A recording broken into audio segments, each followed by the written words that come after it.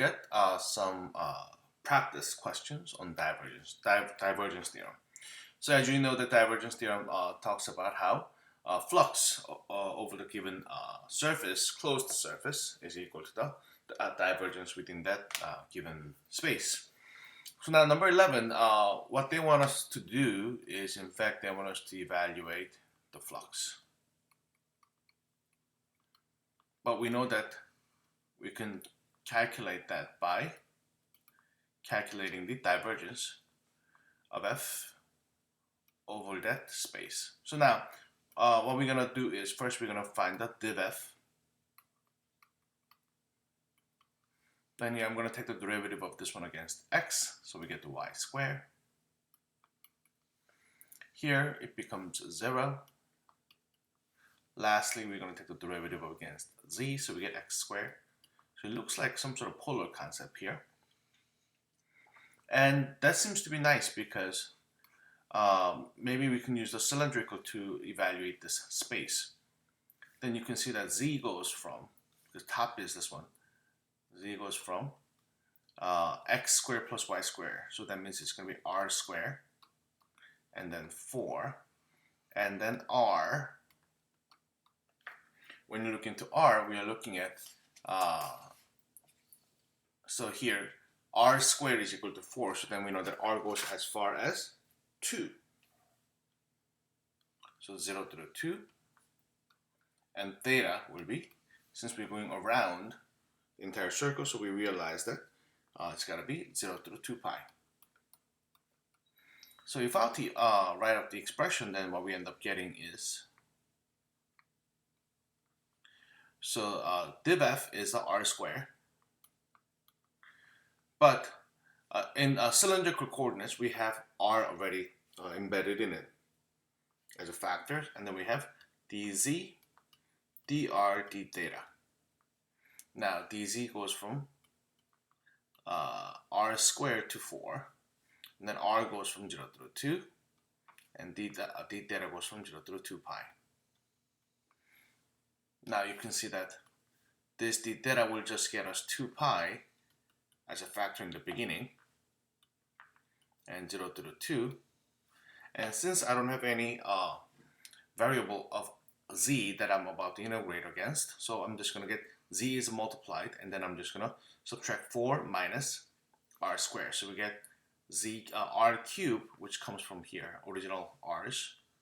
And then because of z, we have 4 minus r squared here, and dr. Then we get 2 pi and then 0 to the 2. So we get 4 r cubed minus r to the 5th power dr. Now, then what I can do is I can integrate both of them. 2 pi. Then we get 4, not 4. So r to the 4th power minus r to the 6th power over 6. That goes from 0 to the 2. Obviously, when you plug in 0, everything becomes 0. So we don't have to worry about that. When you plug in 2, so we have 2 pi, and then we have 2 to the 4th power is equal to 16, and then minus, this one now becomes 2 to the 6th power, but one of the 2's can cancel out with the 2 on the denominator, so we get 2 to the 5th power, which is 32 over 3. Then if you have to think about it, this in fact is 2/3 of 16, and then this is 16. So when you subtract that, what we end up getting is 2 pi, and then we get 16 over 3. Because 16 minus 2/3 of 16, then we get 1/3 left. Hence we get 32 pi over 3 becomes our final answer. All right, so that was number 11. Let's go for number 13. Same deal here. They want us to calculate the flux, but we're just going to go for the divergence. Then I'm going to take the derivative of this one against x. 12x squared z. And then second one is 12y squared z.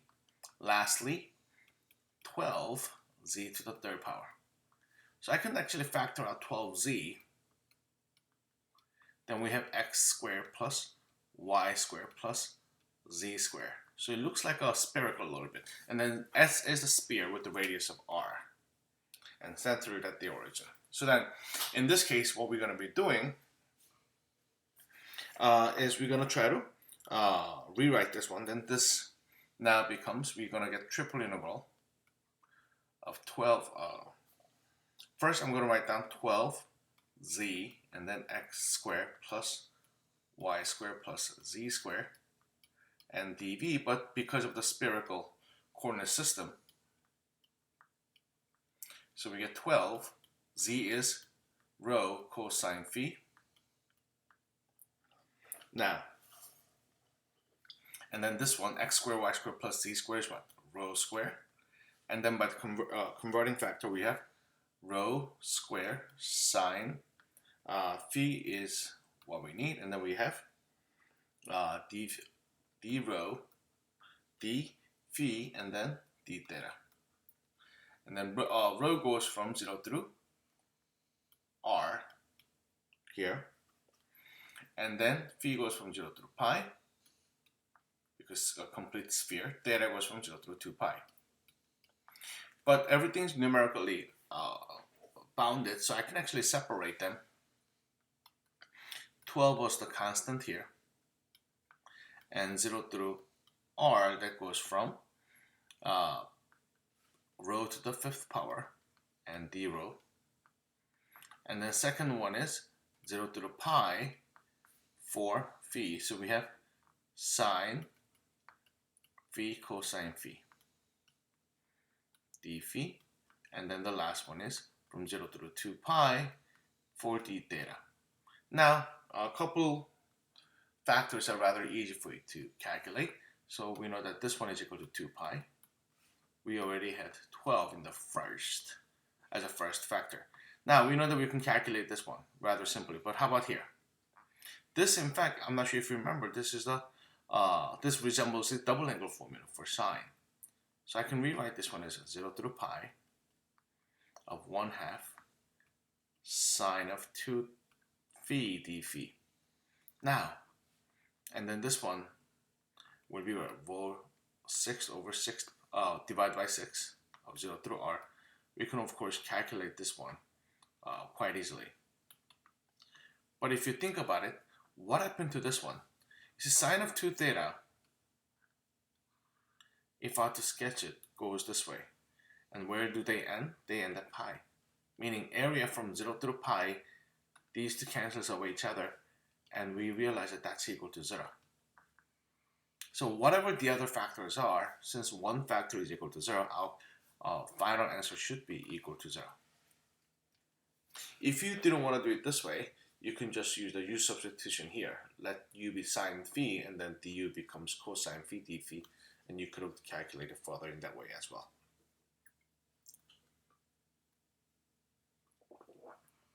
All right, let's look at the next question. Number 17, use the divergence theorem to evaluate the flux. Okay, but what are we looking at? Are we looking at the closed interval? In fact, no. S is the top half of the sphere. So that means we're only looking at top half. Then how about the bottom portion? Bottom portion here is something that we will be counting if you have to use the divergence theorem, meaning div f and then over the space. But the thing is, we're only looking at the flux for the upper portion. We need to therefore take away any flux that you would have seen on that bottom surface.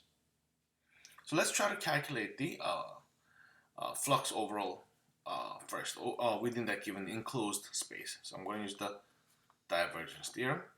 And then what is div f? And then dv. Div f here is equal to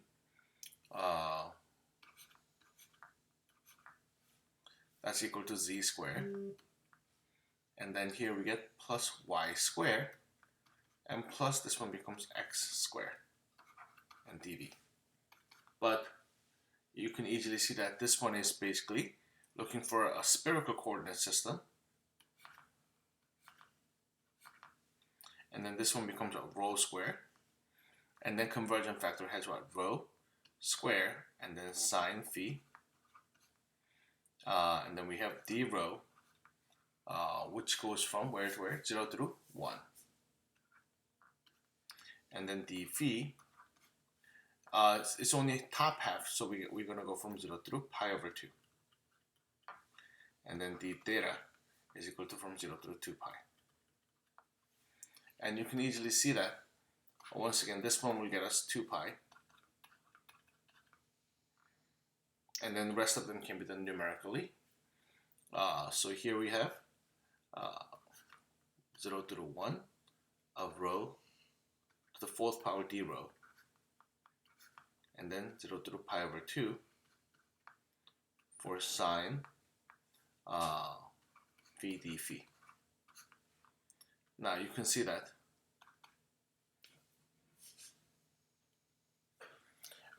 first one is 2 pi. How about here? This one becomes, multiply that by what? 1 over 5, because rho fifth power over 5, but when you plug in 0 and 1, you're going to get 1/5. And lastly, sine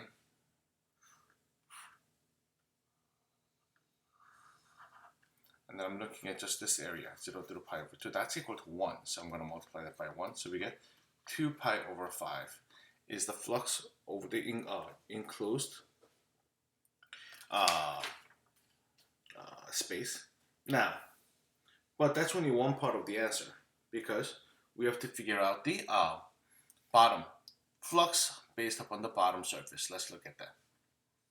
So then this is the second portion. This is the first portion that I'm going to calculate. This is the second portion now. Second portion is based upon the disk on the bottom. I'm looking at x squared plus y squared is less than or equal to 1. That would have been the disk here. To find the flux, I need to figure out the normal vector, which now becomes negative k because it's going outward. Now, how about the and then in this location we get to realize that z is equal to 0. Then what happened to my vector function? First one becomes 0. Second one becomes the tangent z becomes 0. So first one is equal to 0. Second one is y cubed over 3, and the third one simply becomes y squared. So what I'm doing is f dot n ds. Then we get negative y squared ds, and then or in this case regular circle, so I'm going to use the r here, polar concept. So I'm going to pull out the negative sign. Y is equal to r sine theta, so we have r squared sine squared theta, and then we have ds. ds would be r dr d theta, where r goes from 0 through 1 and theta goes from 0 through 2 pi. So let us try to calculate each one. So we have negative and then 0 through 1 for r cubed dr, and we know what that value would have been, and 0 through 2 pi for sine squared theta d theta. Alright, so this one is rather simple. So minus what? 1/4 is what we end up getting. How about the second one? You have to remember that cosine 2 theta is equal to 1 minus 2 sine squared theta. So using solving for sine squared theta here, then what we end up getting is this one is equal to, I'm going to leave some space here in the beginning, 0 to the 2 pi. And then we get 1 minus cosine of 2 theta. And then I'm going to divide that by 2. So I'm going to have 1/2 in the front. And d theta. Now, and you can see that this will get you 0. And what's left here is equal to what? 2 pi. So this is 2 pi. Multiply by 1/2 gets you pi, so which means negative pi over 4 is our answer. So then what we need to do is, in order for us to see the flux that's only coming out of the dorm, I guess, will be, as you can see from here, S2 is the combination of the dorm and then the bottom one, which we calculated through the divergence. And then we just calculated that S1 is the negative value. So what we need to do is to find the flux over S is case number 1 minus case number 2. So case number 1 was 2 pi over 5. And case number 2 was negative pi over 4. So I can say that denominator of 20 would have worked. And then here we get 8. And then, so we get 13 pi.